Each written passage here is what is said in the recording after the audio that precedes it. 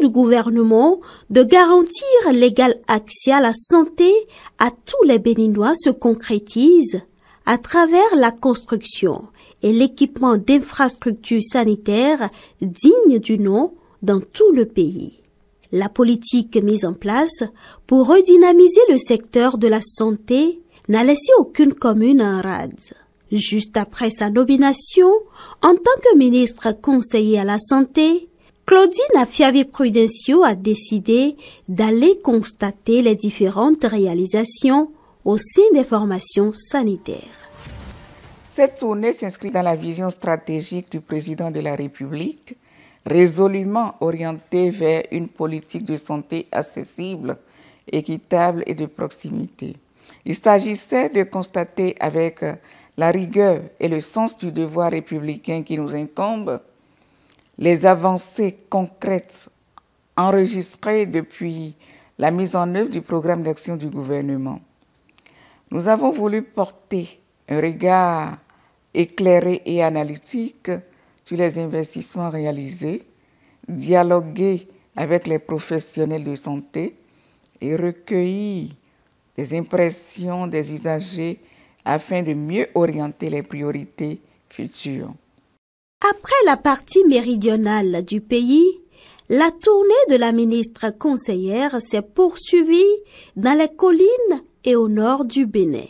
Dans les communes de Dassa, Savaie et Parakou, Claudine Afiavi-Prudencio a pu noter avec satisfaction les réformes engagées au sein des infrastructures sanitaires pour le bonheur des populations. À l'hôpital de zone de Dassa-Glazoué, il est érigé une maternité ultramoderne qui offre un confort inégalé tant pour les patients que pour le personnel soignant. L'infrastructure permet d'améliorer considérablement la prise en charge des femmes enceintes et des nouveau-nés. On a la chance aujourd'hui, nous avons plusieurs salles de toutes catégories. Nous avons 2 salles d'hospitalisation à 6 lits. Nous avons une salle climatisée à 3 lits. Nous avons 2 salles VIP, catégorie VIP. Nous avons une salle d'urgence, mais une salle où le tri des urgences se fait. Nous avons une salle de consultation prénatale, de consultation gynéco, une salle de consultation postnatale. Nous avons des bureaux pour le chef de service, bureau pour la salle de garde, d'autres bureaux pour les autres agents du service, sages-femmes, infirmières, aides-soignantes. Et toutes ces salles-là sont climatisées. Nous avons également une salle d'écho, ce qu'on n'avait pas, une salle d'écho qui est fonctionnelle depuis l'inauguration. Donc nos malades bénéficient aujourd'hui des échographies sur place. De janvier à février 2025, nous avons eu un total de 393 accouchements, dont 180 par césarienne. Nous avons eu 1164 hospitalisations et par nos consultations en gynécologie et 923 hospitalisations.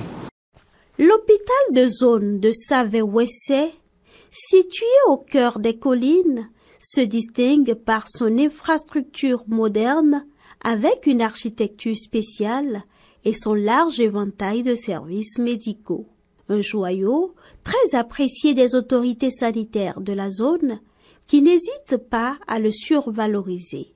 L'hôpital de zone de Savaie-Wessé, que moi j'appelle facilement le chic des collines, parce que c'est un hôpital qui a beaucoup de services, de nouveaux services d'ailleurs, et bien équipé et implanté sur un vaste domaine de près de 10 hectares.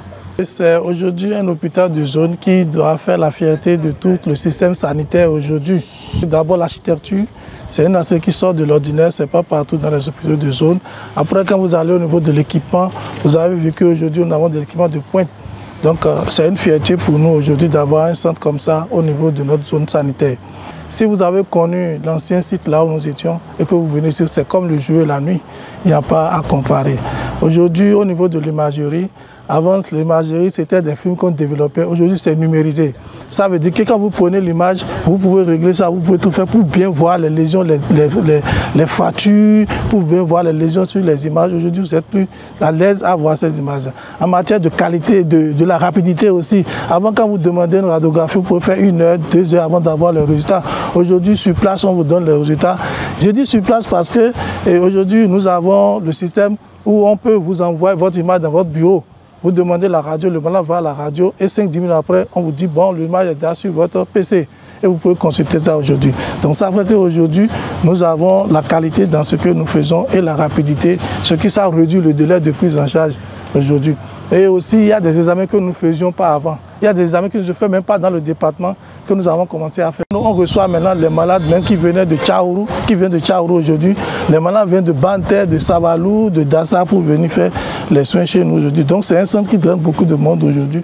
Doté de nouveaux services et de plateaux techniques de pointe, l'hôpital de zone de Save-Ouessé propose des prestations variées, étendant ainsi sa zone de couverture sanitaire. Cet échographe est muni de 4 sondes, ce qui nous permet de réaliser les échographies classiques gynéco-obstétriques, mais aussi les échographies de spécialité comme les échos mammaires, les échographies vésico-prostatiques, les échos testiculaires, les échos thyroïdiennes, les échographies musculo-squelettiques et surtout les échographies de l'appareil circulatoire comme les échos Doppler artériels, les échos Doppler veineuses et les échographies Doppler cardiaques.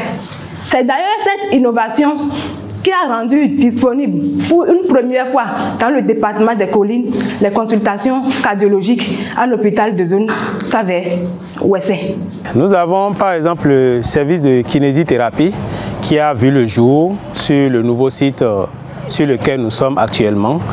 Et nous avons également le service de traumatologie qui est en développement sur ce nouveau site avec les équipements qui ont été déployés.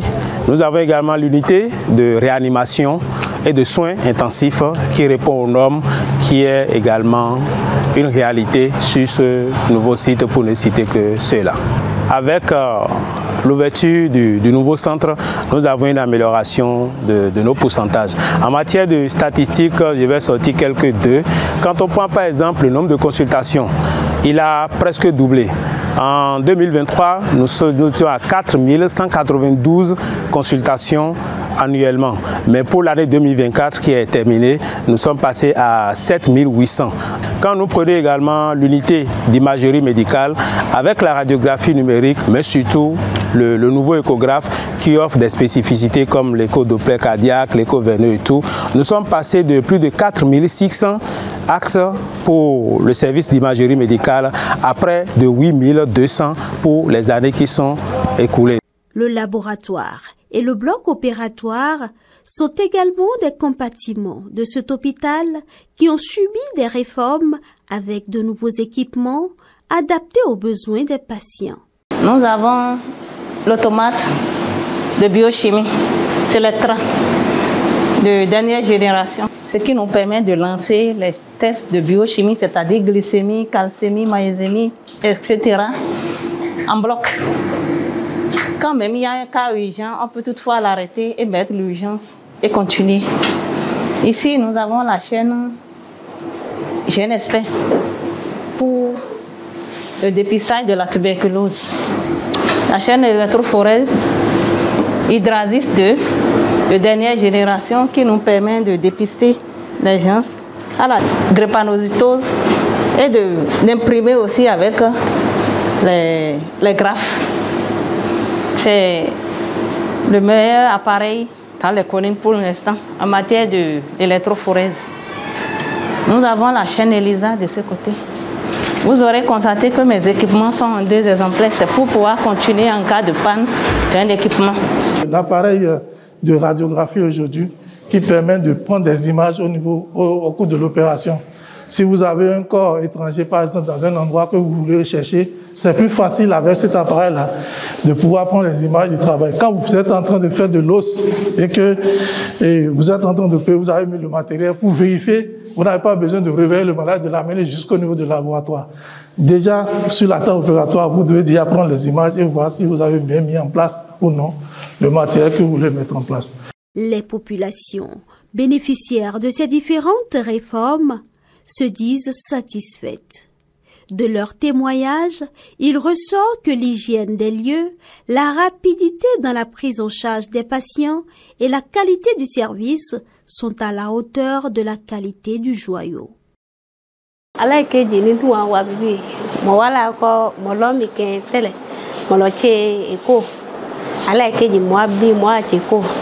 Vraiment, c'est clair. Parce que nous, on tient écho, on couille kembi, amaba mwa inumido, on sent kembi. Alors, que dit bam lo, mbike, moni, omo bibi, to, mbene, coaché bon, c'est bien mia bibi, vraiment, on va me connaître chegefi, on va me très fort. On va me la balance, non, on quand on timi, l'on qui boue, l'on tout est propre, il ne me dit donc. Papa me dit il est trop content, il ne est tombé, titi, mon qui joba, son nom qui ne on quoi ya sione, vraiment, bionné, il choque, biowa, atia, ya l'on fin baone, mon qui joba. M'bayan love tele, m'ben pa koi ne lembono yambimone.